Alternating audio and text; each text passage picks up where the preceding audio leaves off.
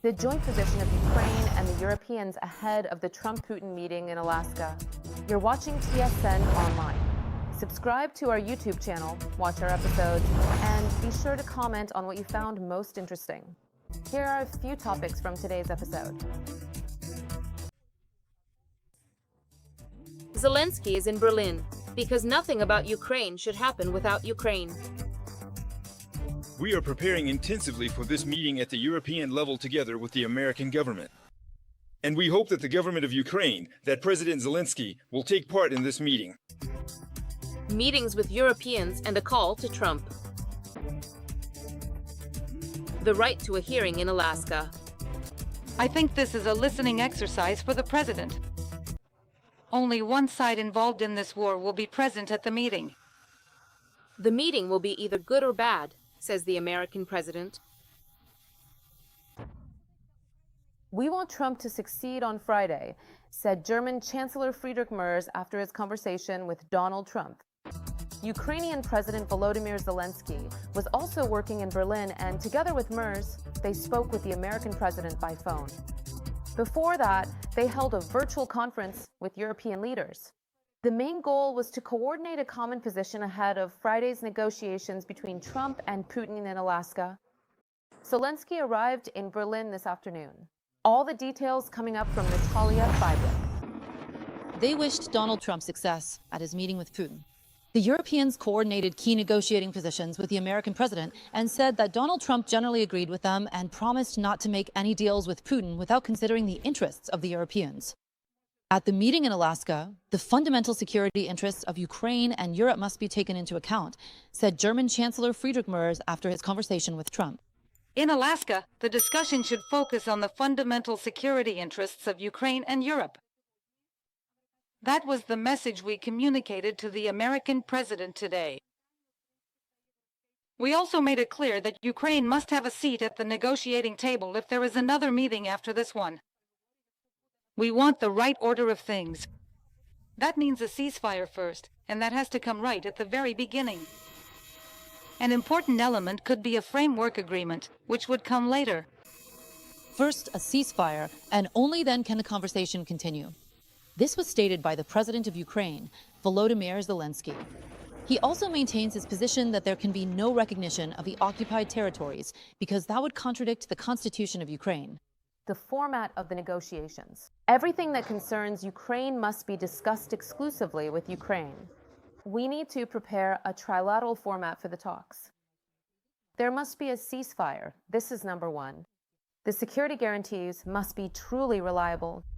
Today, by the way, President Trump expressed his support for this and America's willingness to participate. Also among the agreed principles, Russia cannot have a veto over Ukraine's European and NATO prospects. And peace negotiations should be combined with proper pressure on Russia. Sanctions must be in place and should be strengthened if Russia does not agree to a ceasefire in Alaska. If territories are to be discussed, the only starting point can be the line of contact. Friedrich Merz added this. According to the Ukrainian president, all partners demonstrated a united position.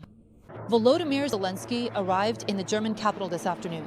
The decision for this visit was made only yesterday evening, and the Berlin police barely had enough time to organize the highest level of security.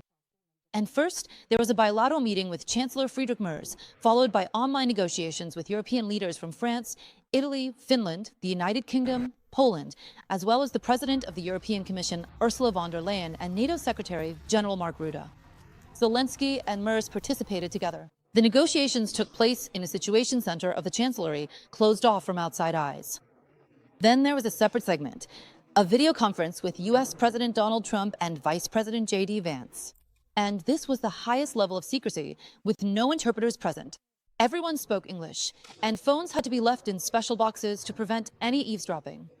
And after the public statements, the work continued. The leaders joined the next video conference of the Coalition of the Willing. These are countries led by Germany, France, and the United Kingdom, which must be ready to ensure the implementation of the peace plan. However, as for what specific security guarantees Europe is currently prepared to offer Ukraine, they say that was not discussed today. Reporting from Berlin, Natalia Fiasco and Denis Savchenko, TSN 1+1. If the defense forces withdraw from Donbass, it will create the preconditions for a new war because for the Russians, Donbass is a springboard for an offensive, and we will not leave from there. Volodymyr Zelensky stated this during a meeting with journalists. The head of state is convinced. At the upcoming summit in Alaska, Trump and Putin will raise territorial issues and talk about supposed concessions that should be made by both sides, Ukraine and Russia. But according to the president, this is a matter of our constitution, and as the head of state, he is not ready to discuss exchanging territories. Zelensky's plan is as follows. First and foremost, a ceasefire, and after that, discussion and resolution of security guarantees from the US, Russia, and Europe. And during the upcoming trilateral meetings, the discussion will not only be about peace in Ukraine, but also about concrete timelines for our membership in the European Union and NATO. Meanwhile, the Russians have started commenting on information about alleged agreements on territorial exchanges. In particular, Fadiv, a representative of the foreign ministry of the aggressor country, has already assured that Russia will not agree to withdraw its troops from the Kherson and Zaporozhye regions of Ukraine in exchange for the transfer of Donbass. The armed forces of Ukraine have taken control of the southern outskirts of Stepnohursk in the Zaporozhye region. The 210th Separate Assault Regiment is publishing footage of the fighting in this area. The footage shows that before a full sweep, artillery and drones target enemy concentrations. As usual, the Russians tried to infiltrate and concentrate in the urban area in small groups, but the defense forces detected and eliminated them in time. The 210th Regiment notes that the 1st Assault Battalion completed its mission without any personnel losses. The most critical sector of the front remains Pokrovsk in the Donetsk region. The enemy is advancing on the positions of our defenders near Volodymyrivka, Nikanorivka, and Chervoniy Lyman. Since the beginning of the day, the occupiers have carried out 27 attacks. These are the figures from the Strategic Command of the Armed Forces of Ukraine. Ukrainian defenders have already repelled 23 attacks. The fighting continues. The Commander-in-Chief of the Armed Forces of Ukraine, Syrsky, has allocated additional forces and resources to destroy enemy sabotage groups that are infiltrating behind the defensive line in the Pokrovsk sector. In particular, the 1st Azov National Guard Corps has been redeployed there. Russia wants to end the war in Ukraine by 2026. This was stated by Major General Vadim Skibitsky, Deputy Chief of the Main Intelligence Directorate of the Ministry of Defense of Ukraine, who is also a member of the Ukrainian delegation at the negotiations in Istanbul. The military official refers to Russian strategic documents, which specify this time frame. According to this information, the desire to end the fighting sooner is connected to the enormous economic costs of waging the war. Currently, they make up 42% of the country's budget and are causing stagnation in sectors such as metallurgy and the extraction of natural resources, particularly coal, the GUR representative noted. In addition, the Russian economy is under pressure from international sanctions. Skibitsky also drew attention to Belarus, which is trying to maintain a balance between supporting Russia and preserving its ties with the West. In his opinion, in this war, Lukashenko is determined to maintain neutrality at all costs. They will practice the use of nuclear weapons and Orshnik. The Ministry of Defense of the Republic of Belarus explained what the Russians and Belarusians will be doing during their joint military exercises. The combat coordination exercise is called West 2025 and will take place from September 12th to 16th. As previously stated by the occupiers, the purpose of the drills is to repel possible aggression and to test the Union state's ability to guarantee security. A spokesperson for the State Border Guard Service of Ukraine reported that several hundred Russian soldiers and several dozen pieces of equipment have already arrived in Belarus for the exercises scheduled for the fall. At present, they do not pose a military threat to Ukraine, the agency emphasized. There is no observed buildup of a large number of troops for a possible offensive. At the same time, intelligence units of the Ministry of Defense and the State Border Guard Service, together with their foreign counterparts, are constantly monitoring the possible further arrival of Russian units on the territory of Belarus. Our military does not rule out provocations from the Russians during these drills. European countries have also responded to the maneuvers. Poland conducted its own exercises, and Lithuania is strengthening its air defense. Estonia is reinforcing its border. Latvia is also taking appropriate security measures. Why is it important for Europe to closely monitor the course of these exercises? Andriy Kovalenko, head of the Center for Countering Disinformation at the National Security and Defense Council of Ukraine, explained this on the United News Marathon. Everyone wants to show that they are capable of waging war in the Baltics with ease. Accordingly, there is an understanding that they cannot do this on their own. But there are no guarantees that someday they won't bring in North Korean troops, say, dressed in Russian military uniforms. 250,000 of them. No one can give such guarantees. That's why, of course, Europe needs to keep a close eye on these exercises right now, even more closely than we do. Even more Ukrainian weapons funded by foreign partners. Ukrainian manufacturers are looking for opportunities to produce weapons not only at the state's expense, but also with the support of those countries willing to invest in the Ukrainian economy. Denmark is already working according to this scenario, having ordered dozens of Bodana's self-propelled howitzers for the Ukrainian military. Now this could also include APCs, mortars, and even Stugnas. The National Association of Defense Industry, which is a key supplier to the Ministry of Defense and unites over 100 Ukrainian manufacturers, has presented a compilation for foreign partners of what the Ukrainian military is ready to supply, so that foreign countries can expand their order lines and fully load the production capacity of Ukrainian factories. Manufacturers say they have the capacity for this. Attack on the Druzhba oil pipeline. The largest hub of the Russian mainline network, the Anneka station in the Bryansk region, was hit by drones. Videos of the Druzhba pipeline burning appeared on Telegram channels, but so far without any details. Drones also struck 2 oil refineries in the aggressor countries. Hits were recorded in the Volgograd and Krasnodar regions of Russia. The aggressor country's air defense unsuccessfully shot down one of the drones. The debris fell on a residential building in Volgograd. However, there were no injuries there. Due to the attack, the local airport was temporarily closed. In total, Russian authorities report shooting down up to 50 drones. Since the beginning of the week, Ukrainian drones have carried out a series of successful strikes on Russia's military-industrial facilities. In particular, yesterday they struck helium production plants in Orenburg and the Monocrystal plant in Stavropol Krai, which manufactures sapphires for optical and laser systems used in military equipment. And on Monday, a strike hit a Shahid storage facility in Tatarstan and the Arzamas instrument building plant, which, among other things, produces components for Russian Kh-32 and Kh-101 missiles. The Russians continue to shell Ukrainian territory. They are firing not only at the frontline regions. It was loud in Kremenchuk in the Poltava region as well. Residents heard powerful explosions. They rang out against the backdrop of a threat from enemy ballistic missiles. 2 dead and 10 wounded in Donetsk region.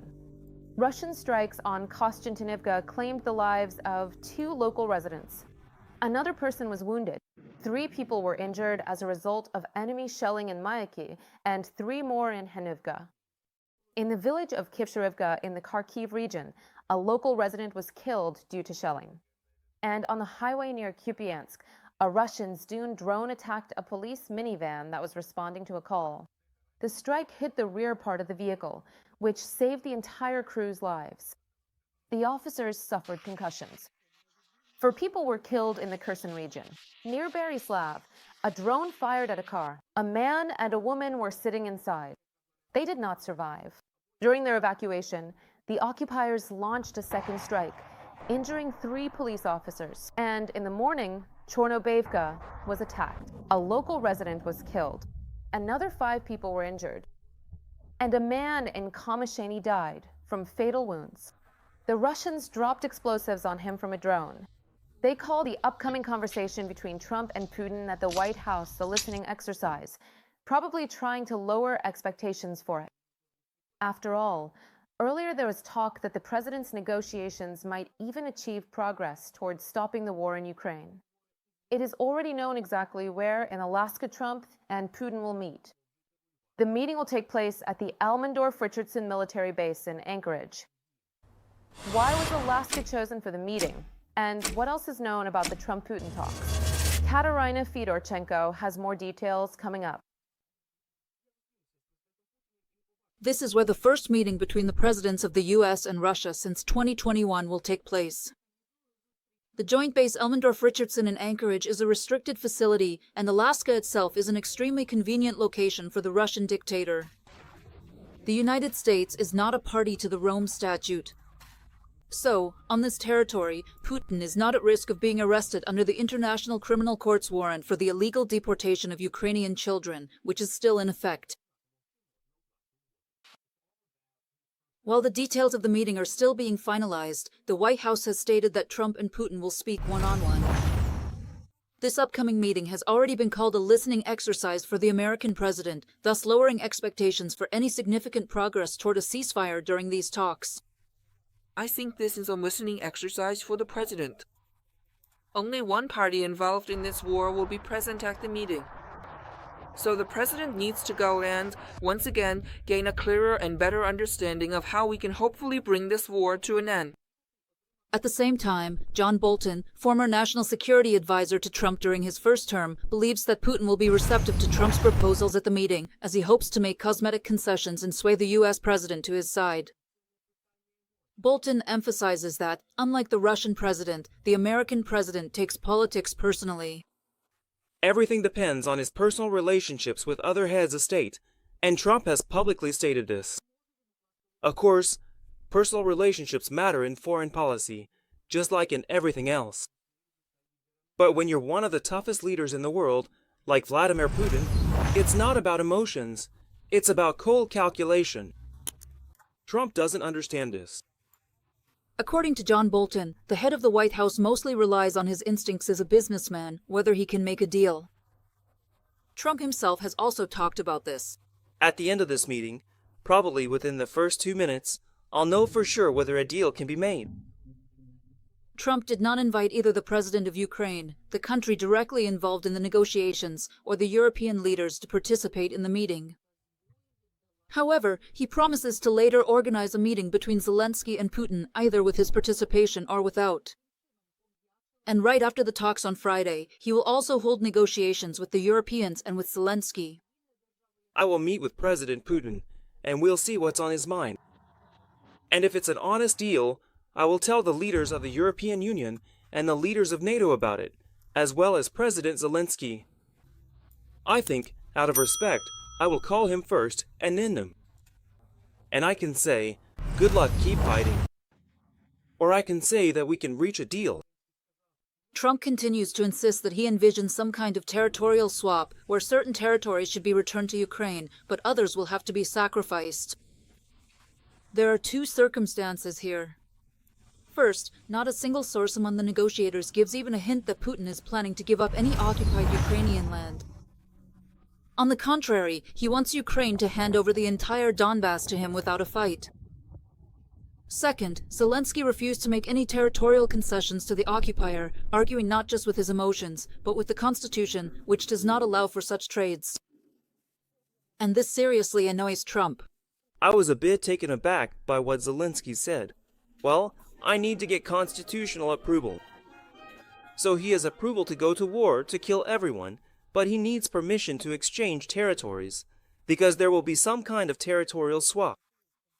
I know this from Russia and from talking to everyone. For the good of Ukraine, there are good things, not bad, but also some things that are bad for both sides. Assessing the chances of how productive their meeting with Putin will be, Trump said, I think it will be good, but it could also be bad. Katerina Fedorchenko, Ol Koshelenko, TSN 1+1, beginning. What do you expect from the negotiations in Alaska? Be sure to write about it in the comments to this broadcast on YouTube. And don't forget to like and subscribe to the channel. Meanwhile, I will continue with the TSN broadcast.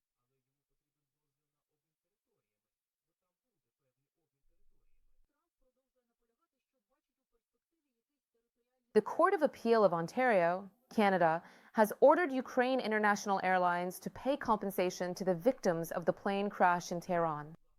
There, responsibility for the downing of the flight was placed, among others, on the Ukrainian airline. In their decision, the judges emphasized that UI failed to assess the risks associated with operating flights from Tehran. Thus, the Court of Appeal upheld the decision of the Ontario Superior Court that the Ukrainian airline must pay compensation to the families of the victims. The plane, which belonged to UAE, was shot down over Tehran on January 8, 2020, by missiles launched by the Islamic Revolutionary Guard Corps. At that time, 167 passengers and 9 members of the Ukrainian crew were killed. Among the victims, in addition to Ukrainians, were citizens of Iran, Canada, the United Kingdom, Afghanistan, and Sweden. Currently, Ukraine, the United Kingdom, Canada, and Sweden have filed a joint lawsuit against Iran in the International Court of Justice because despite Iran's show trial of a dozen military personnel, the relatives of the victims have yet to receive either a fair investigation or proper compensation from Tehran. An office in Chelyabinsk, a fake company, and unique drones.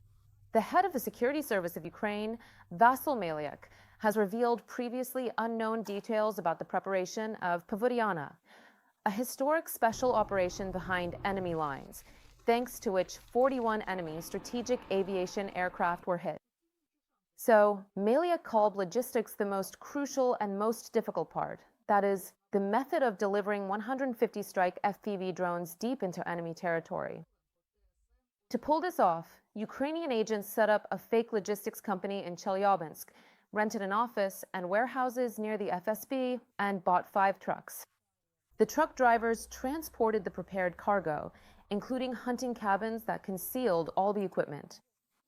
Seemingly ordinary, but with a unique warhead, the strike drones, with several types of communication systems and a special mixture in the warhead, were developed specifically for Pavyotina, emphasized the head of the SBU. And while the media's attention is focused on Alaska due to the Trump-Putin talks, by coincidence, a state of emergency was declared there because of the threat of a catastrophic flood. High water is expected to hit the regional capital, Juneau, in the coming days. Some city residents are already preparing to evacuate, and it's all because of a possible breach of the ice dammed lake in the Suicide Basin, which is part of the Mendenhall Glacier. Floods from this basin have become an annual problem since 2011. In recent years, they have destroyed houses and flooded hundreds of homes. Hydrological monitoring confirms that the water volume has reached or exceeded the levels observed during previous record floods. The release of water is expected at any moment, the governor of Alaska stated. Scorching heat in southern Europe and fires that have already burned nearly 1 million hectares. CNN notes that Europe is currently experiencing the worst wildfire season in recorded history. Because of the heat exceeding 44 degrees Celsius in Spain, forests are burning, there are wildfires, and the flames are already approaching the outskirts of Madrid. Forests and fields are burning in Montenegro as well. There are already the first houses damaged by the flames. Emergency workers are doing everything they can to prevent a bigger disaster. A red level of danger has also been declared in 7 Italian cities. Germany is also preparing for a heat wave with suffocating 40-degree temperatures.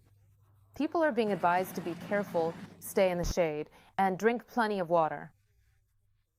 With that, I am concluding this TSN broadcast. Subscribe to our channel on YouTube. Hit the bells so you don't miss our live broadcasts. The next one is already tomorrow.